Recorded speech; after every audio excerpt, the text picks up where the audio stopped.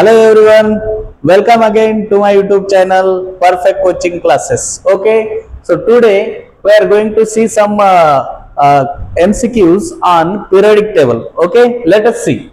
The first one, that is the element with highest electronegativity in the periodic table is. असा element कोणता आहे ज्याची electronegativity highest आहे periodic table मध्ये?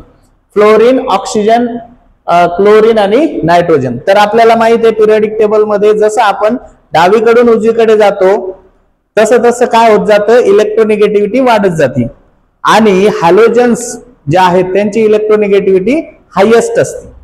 आणि यापैकी हॅलोजन फ्लोरीन हा स्मॉलेस्ट असल्यामुळे त्याची हायेस्ट इलेक्ट्रोनेगेटिव्हिटी. तर कोणता ऑप्शन असेल correct? Fluorine. Okay, next one, that is which group of the elements are called as chalcogens. कोणत्या ग्रुप मधल्या इलेमेंट्सला कॅल्कोजन्स असे म्हणतात? तर बघा आपल्याकडे ग्रुप नंबर 15 आहे, ग्रुप नंबर 16 आहे, ग्रुप नंबर 17 आणि ग्रुप नंबर 18. तर बघा काय म्हणता यांना, या 15व्या ग्रुप मधल्या इलेमेंट्सला निक्टोजन्स असे म्हणतात, 16व्या ग्रुप मधल्या मूलद्रव्यांना कॅल्कोजन्स असे म्हणतात, 17व्या मधल्यांना हॅलोजन म्हणतो आपण आणि 18व्या ग्रुप मधल्यांना आपण काय म्हणतो, नोबेल गॅसेस किंवा झिरो ग्रुप इलेमेंट्स म्हणतो.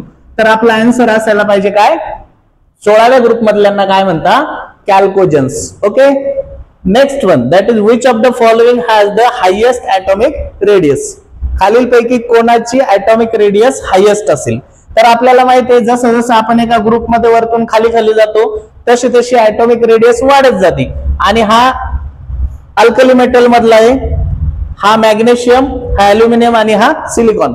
तर डावीकडून उजवीकडे हे एकाच पिरियड मध्ये असणारे मूलद्रव्य आहेत.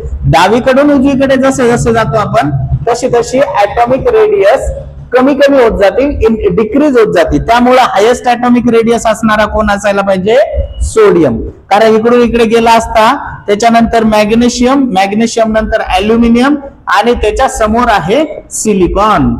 तर त्यामुळे हायेस्ट ऍटॉमिक रेडियस वाला कोण असायला पाहिजे, सोडियम. Got it? थँक्यू.